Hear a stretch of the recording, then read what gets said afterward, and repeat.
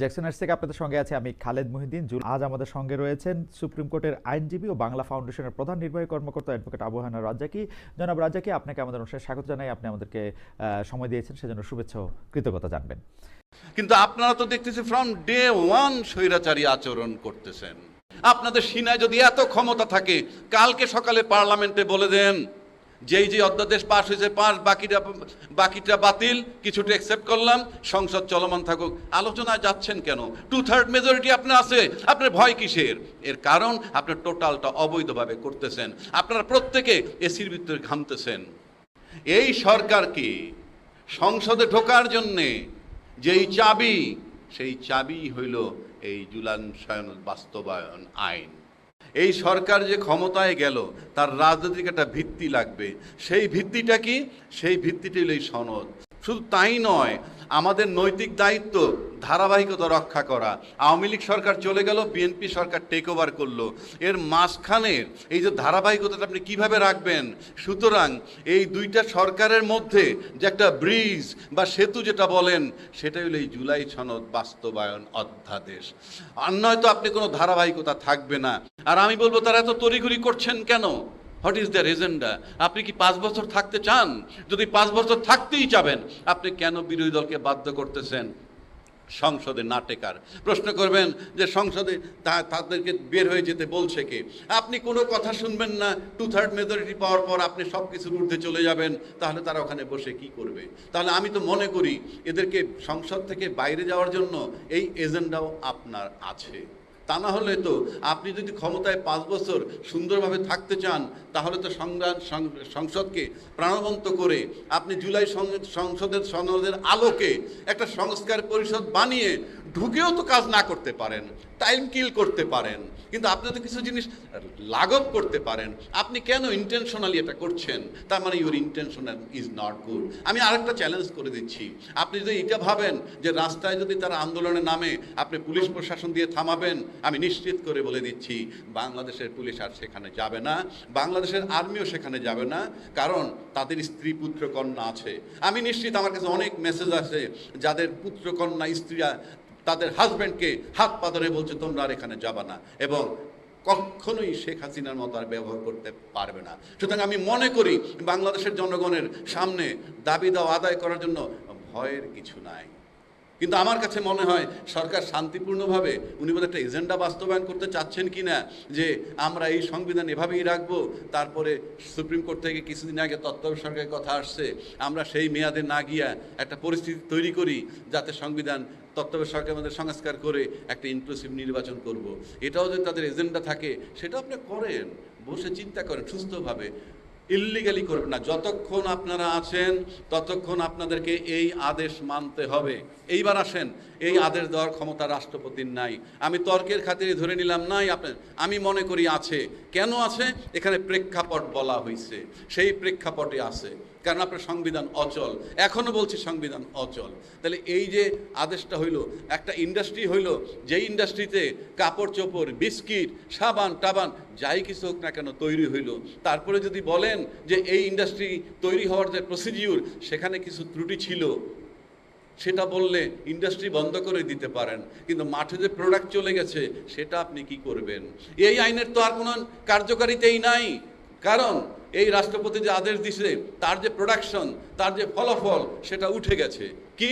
গণভোটের মাধ্যমে। তো গণভোট ফলটা আপনি কি করবেন? আপনি আইন বাতিল, আইন তো দরকার নাই বাতিল করার, কারণ এটা করাই হয়েছে এই জন্যে, এবং এটা যে ফসল সেটা আমরা ঘরে তুলে ফেলেছি। কাজেই সংবিধান সংসদে বসে 2/3 মেজরিটি নিয়ে আপনার জন্য 2টা ওয়ে আছে সংসদে। যদি মারামারি করেন সংসদে, তাও আপনাদের 213 জন লোক। আর যদি বলেন আইন মানবেন না, আপনার 2/3 মেজরিটি, দুইয়ে মিলে আপনার মন যা চায় তাই করতে পারবেন। কিন্তু মাথার ভিতরে যদি শেখ হাসিনাকে রাখতে পারেন সবাই, তার পরিণতি দেখতে পারেন, তাইলে আপনাকে ভাবতে হবে যে আপনি কি করবেন। আর যদি বলেন আপনাদের আইনি ভিত্তি কি, এই যে সংসদ, এই আইনি ভিত্তিটাই এলো এই সনদ। আপনাকে সম্পূর্ণ বৈধতা দিছে এই সনদ, এই রাষ্ট্রপতির আদেশ আপনাকে বৈধতা দিছে। আবার এই রাষ্ট্রপতি একটা বিরাট করাপশন করছেন, আমি মনে করি ক্রিমিনাল অফেন্স। এই সনদের, এই আদেশের 10 নম্বর অনুচ্ছেদে বলা আছে যে সংসদের প্রথম অধিবেশন যে কায়দায় ডাকা হবে একই কায়দায় সংস্কার পরিষদের সদস্যদেরকেও আমন্ত্রণ জানানো হবে। আপনি একটা পার্ট কমপ্লিট করেছেন, আপনি আরেকটা পার্ট করেন নাই, এটা আপনি ক্রিমিনাল অফেন্স করেছেন, তারপরেও কিন্তু আজকে ক্ষমতাসীন সরকার বহাল তবিয়াতে আছে। আবার এই ক্ষমতাসীন সরকার বারবার বলে রাষ্ট্রপতির কাছে তারা ওত নিয়েছে, রাষ্ট্রপতির কাছে তারা ওত নিয়েছে, তারা কিন্তু সংবিধানের সরকার হিসেবে নেয় নাই, অন্তর্বর্তীকালীন সরকার হিসাবে নিয়েছে। তা রাষ্ট্রপতির কাছে ওত নিয়েছে, সেখানে তো আপনারাই ঠেলে দিয়েছেন। ভালো কথা, রাষ্ট্রপতির কাছে ওত নিয়েছে, তো তারা এখন কেন মানবে না? এ সমস্ত সস্তা কথা বলতেছেন আপনারা তো পদে পদে। আপনার নাম্বার 1 সংবিধানে নাই, নাম্বার 2 সংবিধান ফলো করতেছেন না, নাম্বার 3 আপনার আইনি ভিত্তি হলো এই রাষ্ট্রপতির আদেশ। যদি আপনি সেটা ফলো না করেন এবং গণভোট যদি না মানেন, সময় বলে দিবে এর কনসিকুয়েন্স কি, সামাল দিতে পারবেন কিনা সেটাও মাথায় রাখতে হবে। তাহলে কি আপনার সেই যে বেআইনি কর্মকাণ্ড করবে রাষ্ট্রপতি, বেআইনি কর্মকাণ্ড করবে নির্বাচন কমিশন, কিংবা সংবিধান লঙ্ঘন করে কাজ করবে রাষ্ট্রপতি, সবগুলো আপনাদের পক্ষে যায় বলে তাদেরকে রাখবেন? গোটা দেশের মানুষের সামনে আপনি স্টাবলিশ করছেন এরা বেআইনি কাজ করছে, আর আপনারা তাকে বৈধতা দিচ্ছেন। স্বরাষ্ট্রমন্ত্রী, আপনার নৈতিক দায়িত্ব রাষ্ট্রপতিকে কে বাধ্য করলে স্বাক্ষর দিতে? এটা তো একটা ক্রিমিনাল অফেন্স। আমার সেখানে ব্যারিস্টার বেলায়েত আছেন, ক্রিমিনাল অফেন্সের কোনো মেয়াদ নাই, এটা যে কোনো সময় ক্রিমিনাল কেস হতে পারে। কালকে সংবিধান সম্পূর্ণ পরিবর্তন হইলেও ভায়োলেশন অফ কনস্টিটিউশনের মামলা চলবে। সংবিধানের দোহাই এত দেন, সিনায় বল থাকলে কালকে বঙ্গবন্ধুর ছবিটা ঝুলিয়ে দেন সংবিধানের 4-এর ক মোতাবেক। কেন ঝুলাতে পারছেন না? আমি পছন্দ করি কি না করি দ্যাট ইজ ইম্যাটেরিয়াল। আপনি সংবিধানের দোহাই দিয়ে 4-এর ক মোতাবেক আপনার অফিসে মাথার উপরে বঙ্গবন্ধুর ছবি ঝুলছে না কেন? 2 নম্বর, কাগজে লেখা একটা আপনি পড়ছেন, আর একটা যেই কাগজে লেখা আছে ষষ্ঠ তফসিলে বলা আছে বাংলাদেশের স্বাধীনতার ঘোষক বঙ্গবন্ধু শেখ মুজিবুর রহমান। আমি ব্যক্তি কি সেটা আমার কাছে সাবজেক্ট না, কিন্তু সংবিধানে তো তাই বলা আছে। তাহলে আপনার সংবিধানে লেখা একটা, উচ্চারণ করেন আর একটা, যে জিয়াউর রহমানের স্বাধীনতার ঘোষক। আমি তো জিয়াউর রহমানের স্বাধীনতার ঘোষক, বঙ্গবন্ধুর স্বাধীনতার ঘোষক, এই বিতর্কে আমি নাই, এই বিতর্ক আপনাদের। আপনারা এখন ক্ষমতা আছেন, যখন জিয়াউর রহমান সাহেবের স্বাধীনতার ঘোষক, কালকে আরেকজন আসবে সে স্বাধীনতার ঘোষক। রাষ্ট্র এভাবে চলতে পারে না, এটা ক্লাব বা সমিতি না, এটা আপনাদেরকে মাথায় রাখতে হবে। এখন আজকের বিষয় এই যে নেক্সাস ডিফেন্স এবং জাস্টিস আয়োজিত, আমি তাদেরকে অ্যাপ্রিসিয়েট করি এই কারণে যে তারা অনেক খারাপ পরিস্থিতির মধ্যে এটাকে চালিয়ে যাচ্ছে। সেজন্য আজকের বিষয়বস্তুটা হলো জুলাই সনদ বাস্তবায়ন আদেশ, আইনি ও রাজনৈতিক চ্যালেঞ্জ। ইয়েস, আইনি ও রাজনৈতিক চ্যালেঞ্জ দুটোই আছে। রাজনৈতিক চ্যালেঞ্জটা মোকাবেলা করা খুবই সহজ। আপনি যদি এই গণভোট মেনে নেন, সেই মোতাবেক সংশোধন করেন, হয়ে গেল রাজনৈতিক সমাধান, পাশাপাশি আইনও মানা হলো। বিষয়টা তো সহজ, আপনারা জটিল করছেন কেন? শেখ হাসিনা 2008-এ ক্ষমতায় যাওয়ার পর 14 সাল থেকে তার যাত্রা শুরু হলো স্বৈরাচারের দিক, যখন তিনি 153টা সিট বিনা প্রতিদ্বন্দ্বিতা নিয়ে নিলেন। কিন্তু আপনারা তো দেখতেছি ফ্রম ডে 1 স্বৈরাচারী আচরণ করতেছেন। ফ্রম ডে 1 সংসদের বয়স 2 মাস হয় নাই, 1 মাস চলছে হয়তোবা। সেক্ষেত্রে আপনার শুরুতেই এসে বলে দিলেন গণভোট মানবেন না। এইবার আসেন এটার আইনি সমাধান কি এবং এটার প্রয়োজনটা কি, অত্যন্ত গুরুত্বপূর্ণ। আপনারা জানেন বাংলাদেশে অনেক অভ্যুত্থান হয়েছে, এরশাদকে সরানো হয়েছে, এমনকি বেগম খালেদা জিয়াকে অপসারণ করা হয়েছে আন্দোলনের মাধ্যমে টু সাম এক্সটেন্ট, এবং তাকে বাধ্য করা হয়েছিল 3 দলের রূপরেখা মোতাবেক আপনার তত্ত্বাবধায়ক সরকার বানাতে। তার মানে কি? কিন্তু এই ব্যতিক্রম ধর্মী অভ্যুত্থান আপনারা দেখছেন কিনা? আমি যদিও এটাকে বিপ্লব বলি, সারা দেশের মিডিয়া, বিজনেস কমিউনিটি, প্রশাসন এটাকে অভ্যুত্থান বলে এবং অভ্যুত্থানকারীদেরকে ক্রিমিনাল হিসাবে চিহ্নিত করার চেষ্টা করছেন। সেটা ভিন্ন কথা, কারণ জোর যার মুল্লুক তার। কিন্তু আমি ভিন্ন বলছি কেন? বাংলাদেশে যদি এমন কোনো ঘটনা ঘটেছে যে একটা সরকার যাওয়ার সাথে সাথে বাইতুল মোকাররম খতিব পালিয়ে যায়, বাংলাদেশ ব্যাংকের গভর্নর পালিয়ে যায়, পুলিশ পালিয়ে যায়, কিংবা আরও বহু কিছু পালিয়ে গেছে, কারণটা কি? সমস্ত মন্ত্রী পরিষদ না, আওয়ামী লীগের বহু নেতাকর্মীও পালিয়ে গেছে। ভিসা বন্ধ না করলে 10 লক্ষ লোক প্রতিবেশী দেশে চলে যেত। তো এখন প্রশ্ন হচ্ছে সেই জায়গাটায় আপনি এরকম কোনো ঘটনা যখন ঘটে নাই, তখন কিন্তু এই সংবিধানে যেহেতু পলায় গেলে কি হবে বলা নাই, সাথে সাথে সংবিধান লক করা হয়ে গেছে। কিভাবে লক করা হয়? যেমন ধরেন আপনি একটা গাড়ি যদি বন্ধ করে বাইরে চলে যান হাতে চাবি নিয়ে, ওই গাড়িটা কিন্তু লক। বাসা যদি তালা মেরে চলে যান, বাসাটা কিন্তু লক। সেটাকে ঢুকতে হলে দুটো পথ, এক চাবি পেতে হবে গাড়ির অথবা ঘরের তালার, নতুবা দরজা ভেঙে গাড়ির দরজা ভেঙে ঢুকতে হবে, এছাড়া কোনো পথ নাই। তো আমি মনে করি এই সরকারকে সংসদে ঢোকার জন্যে যেই চাবি, সেই চাবি হইল এই জুলাই সনদ বাস্তবায়ন আইন। কেন বলছি? আপনি ভালো করে লক্ষ্য করে দেখবেন যে এই জুলাই সনদে বলা হয়েছে, এই জুলাই সনদটা শুধু যে রাজনৈতিক বেসিস যদি দিতে চান একটা সরকারকে, এই সরকার যে ক্ষমতায় গেল তার রাজনৈতিক একটা ভিত্তি লাগবে। সেই ভিত্তিটা কি? সেই ভিত্তিটা হলো এই সনদ। শুধু তাই নয়, আমাদের নৈতিক দায়িত্ব ধারাবাহিকতা রক্ষা করা। আওয়ামী লীগ সরকার চলে গেল, বিএনপি সরকার টেক ওভার করলো, এর মাঝখানের এই যে ধারাবাহিকতাটা আপনি কিভাবে রাখবেন? সুতরাং এই দুইটা সরকারের মধ্যে যে একটা ব্রিজ বা সেতু যেটা বলেন, সেটাই হলো এই জুলাই সনদ বাস্তবায়ন অধ্যাদেশ। আর নয়তো আপনি কোনো ধারাবাহিকতা থাকবে না। কেন থাকবে না? আপনি সংবিধানের দোহাই দিচ্ছেন, সংবিধানের ধারা, আমি একটু আগে শিশিরমণি বলে গেছে, সবাই জানে, গ্রামেগঞ্জে সবাই জানে, সংসদ ভেঙে যাওয়ার পর 90 দিনের মধ্যে নির্বাচন। আপনি সেই নির্বাচন করেন নাই, কাজে আপনি সংবিধানে নাই।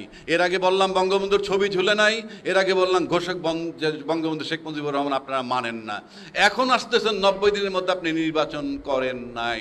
নির্বাচন যেহেতু 90 দিনের মধ্যে করেন নাই, আপনার কোনো রাইট নাই ওই সংবিধানের দোহাই দেওয়া, এবং ওই সংবিধানের জন্য ঢোকার জন্যে ঢুকে যে ঠিক করবেন সেজন্য এই জুলাই সনদ দেওয়া হয়েছে।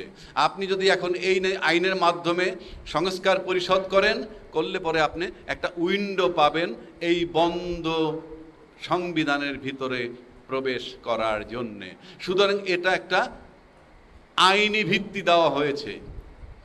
দ্বিতীয় কথা হচ্ছে, আপনারা যখন বলতেছেন কিচ্ছু পারে না, সব বেআইনি, আপনাদের সিনায় যদি এত ক্ষমতা থাকে, কালকে সকালে পার্লামেন্টে বলে দেন যেই যে অধ্যাদেশ পাস হয়েছে পাস, বাকিটা বাতিল, কিছুটা অ্যাকসেপ্ট করলাম, সংসদ চলমান থাকুক। আলোচনায় যাচ্ছেন কেন? 2/3 মেজরিটি আপনার আছে, আপনার ভয় কিসের? এর কারণ আপনার টোটালটা অবৈধভাবে করতেছেন। আপনারা প্রত্যেকে এসির ভিতরে ঘামতেছেন। আর যদি কেউ এসির ভিতরে ঠান্ডা থাকেন, বাইরের থেকে মানুষ দেখবে আপনার কপালে ঘাম নাই, কিন্তু আপনার ভিতরে ঘাম আছে, এবং সেই কারণে আপনি বোধহয় খুব দ্রুত অনেক কিছু করতে চাচ্ছেন। ব্যারিস্টার বেলায়েত একটু আগে বলে গেল 180 দিনের মধ্যে এই সংবিধান যদি সরকারি সিদ্ধান্ত নেয়, তাহলে তাদের মেয়াদ 180 দিন চিন্তা করা উচিত। আর আমি বলবো, তারা এত তড়িঘড়ি করছেন কেন? What is their agenda? আপনি কি 5 বছর থাকতে চান? যদি 5 বছর থাকতেই চাবেন, আপনি কেন বিরোধী দলকে বাধ্য করতেছেন সংসদে না টেকার?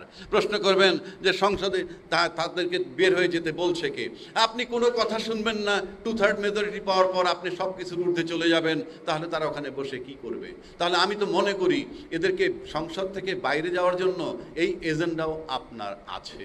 তা না হলে তো আপনি যদি ক্ষমতায় 5 বছর সুন্দরভাবে থাকতে চান, তাহলে তো সংসদকে প্রাণবন্ত করে আপনি জুলাই সনদের আলোকে একটা সংস্কার পরিষদ বানিয়ে ঢুকেও তো কাজ না করতে পারেন, টাইম কিল করতে পারেন, কিন্তু আপনি তো কিছু জিনিস লাঘব করতে পারেন। আপনি কেন ইন্টেনশনালি এটা করছেন? তার মানে your intentional is not good. আমি আরেকটা চ্যালেঞ্জ করে দিচ্ছি, আপনি যদি এটা ভাবেন যে রাস্তায় যদি তারা আন্দোলনে নামে আপনি পুলিশ প্রশাসন দিয়ে থামাবেন, আমি নিশ্চিত করে বলে দিচ্ছি বাংলাদেশের পুলিশ আর সেখানে যাবে না, বাংলাদেশের আর্মিও সেখানে যাবে না, কারণ তাদের স্ত্রী পুত্র কন্যা আছে। আমি নিশ্চিত, আমার কাছে অনেক মেসেজ আছে যাদের পুত্র কন্যা স্ত্রীরা তাদের হাজব্যান্ডকে হাত পা ধরে বলছে তোমরা আর এখানে যাবা না, এবং কখনোই শেখ হাসিনার মতো আর ব্যবহার করতে পারবে না। সুতরাং আমি মনে করি বাংলাদেশের জনগণের সামনে দাবি দাওয়া আদায় করার জন্য ভয়ের কিছু নাই। কিন্তু আমার কাছে মনে হয় সরকার শান্তিপূর্ণভাবে, উনি বোধহয় একটা এজেন্ডা বাস্তবায়ন করতে চাচ্ছেন কি না, যে আমরা এই সংবিধান এভাবেই রাখবো, তারপরে সুপ্রিম কোর্ট থেকে কিছুদিন আগে তত্ত্বাবধায়ক সরকারের কথা আসছে, আমরা সেই মেয়াদে না গিয়া একটা পরিস্থিতি তৈরি করি যাতে সংবিধান তত্ত্বাবধায়ক সরকারের মধ্যে সংস্কার করে একটা ইনক্লুসিভ নির্বাচন করব। এটাও যদি তাদের এজেন্ডা থাকে, সেটা আপনি করেন, বসে চিন্তা করেন সুস্থভাবে। ইল্লিগালি করবেন না। যতক্ষণ আপনারা আছেন ততক্ষণ আপনাদেরকে এই আদেশ মানতে হবে। এইবার আসেন, এই আদেশ দেওয়ার ক্ষমতা রাষ্ট্রপতির নাই। আমি তর্কের খাতিরে ধরে নিলাম নাই, আপনার আমি মনে করি আছে। কেন আছে? এখানে প্রেক্ষাপট বলা হয়েছে, সেই প্রেক্ষাপটে আছে।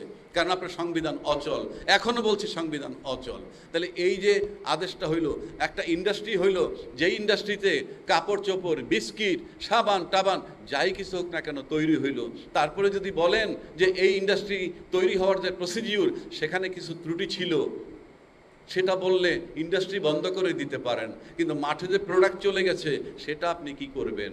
এই আইনের তো আর কোনো কার্যকারিতাই নাই। কারণ এই রাষ্ট্রপতি যে আদেশ দিছে তার যে প্রোডাকশন, তার যে ফলাফল সেটা উঠে গেছে কি? গণভোটের মাধ্যমে। তো গণভোট ফলটা আপনি কি করবেন? আপনি আইন বাতিল, আইন তো দরকার নাই বাতিল করার, কারণ এটা করাই হয়েছে এই জন্যে, এবং এটা যে ফসল সেটা আমরা ঘরে তুলে ফেলেছি। কাজেই সংবিধান, সংসদে বসে 2/3 মেজরিটি নিয়ে আপনার জন্য দুইটা ওয়ে আছে সংসদে। যদি মারামারি করেন সংসদে, তাও আপনাদের 213 জন লোক। আর যদি বলেন আইন মানবেন না, আপনার 2/3 মেজরিটি, দুইয়ে মিলে আপনার মন যা চায় তাই করতে পারবেন। কিন্তু মাথার ভিতরে যদি শেখ হাসিনাকে রাখতে পারেন সবাই, তার পরিণতি দেখতে পারেন, তাইলে আপনাকে ভাবতে হবে যে আপনি কি করবেন। আর যদি বলেন আপনাদের আইনি ভিত্তি কি, এই যে সংসদ, এই আইনি ভিত্তিটাই হলো এই সনদ। আপনাকে সম্পূর্ণ বৈধতা দিছে এই সনদ, এই রাষ্ট্রপতির আদেশ আপনাকে বৈধতা দিছে। আবার এই রাষ্ট্রপতি একটা বিরাট করাপশন করছেন, আমি মনে করি ক্রিমিনাল অফেন্স। এই সনদের, এই আদেশের 10 নম্বর অনুচ্ছেদে বলা আছে যে সংসদের প্রথম অধিবেশন যে কায়দায় ডাকা হবে, একই কায়দায় সংস্কার পরিষদের সদস্যদেরকেও আমন্ত্রণ জানানো হবে। আপনি একটা পার্ট কমপ্লিট করেছেন, আপনি আরেকটা পার্ট করেন নাই, এটা আপনি ক্রিমিনাল অফেন্স করেছেন। তারপরেও কিন্তু আজকে ক্ষমতাসীন সরকার বহাল তবিয়াতে আছে। আবার এই ক্ষমতাসীন সরকার বারবার বলে রাষ্ট্রপতির কাছে তারা ওত নিয়েছে, রাষ্ট্রপতির কাছে তারা ওত নিয়েছে, তারা কিন্তু সংবিধানের সরকার হিসেবে নেয় নাই, অন্তর্বর্তীকালীন সরকার হিসাবে নিয়েছে। তা রাষ্ট্রপতির কাছে ওত নিয়েছে, সেখানে তো আপনারাই ঠেলে দিয়েছেন। ভালো কথা, রাষ্ট্রপতির কাছে ওত নিয়েছে, তো তারা এখন কেন মানবে না? এ সমস্ত সস্তা কথা বলতেছেন আপনারা তো পদে পদে। আপনার নাম্বার 1 সংবিধানে নাই, নাম্বার 2 সংবিধান ফলো করতেছেন না, নাম্বার 3 আপনার আইনি ভিত্তি হলো এই রাষ্ট্রপতির আদেশ।